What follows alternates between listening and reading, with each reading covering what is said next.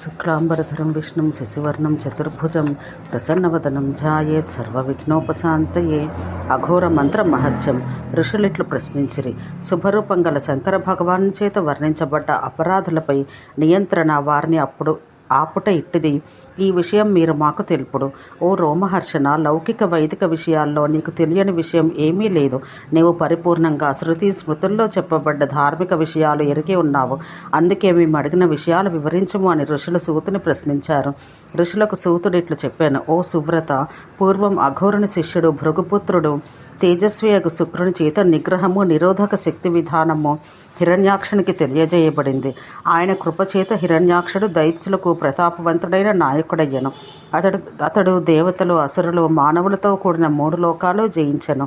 అతడికి సుందరుడు, పరాక్రమవంతుడు, గణములకు అధిపతి అయిన అంధకుడు అను పేరు గల పుత్రుడు జన్మించెను. అతడు ఈ ప్రపంచాన్ని పరిపాలించుచుండెను. అంతమునందు అతడు వరాహం ద్వారా చంపబడెను.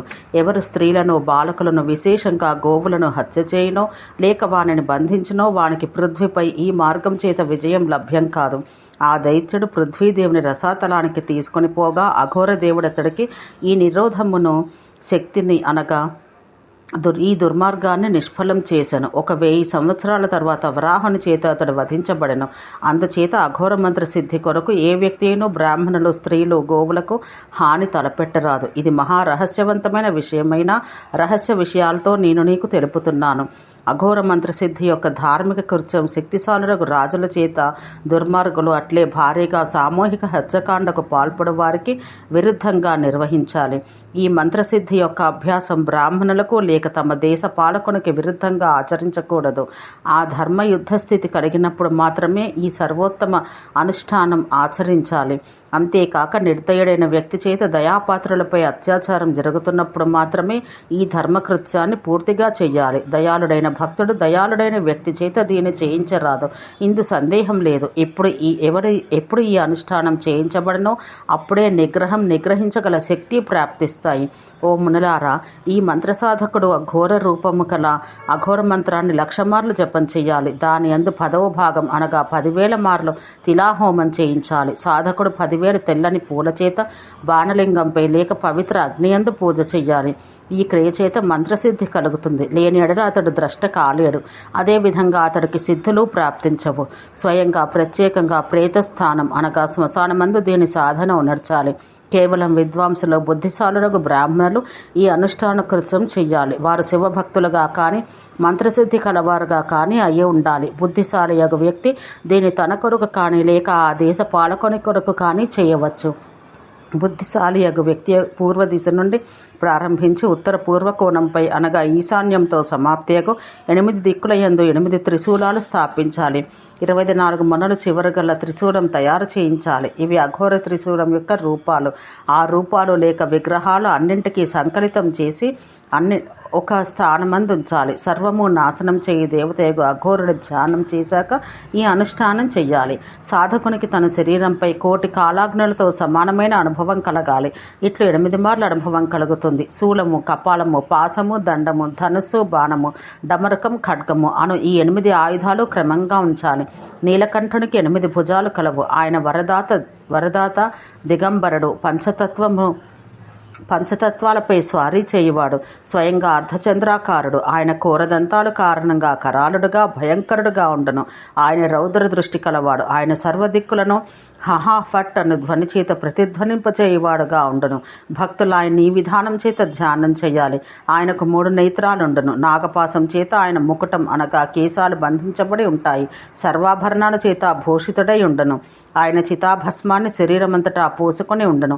అంతేకాక ఆయన భూత ప్రేత పిశాచ ఢాకినుల చేత రాక్షసుల చేత చుట్టబడి ఉండును. గజ చర్మాన్ని మొలక చుట్టుకొని ఉండును. సర్పాలను భూషణాలుగా ధరించి భూషితుడై ఉండును. ఆయన తేళ్లను ఆభరణాల వలె ధరించి ఉండును. ఆయన కంఠధ్వని నీలమేఘధ్వని వలె ఉండును. ఆయన నల్లని అంజనం కొండ వలె పూసుకొని ఉండును.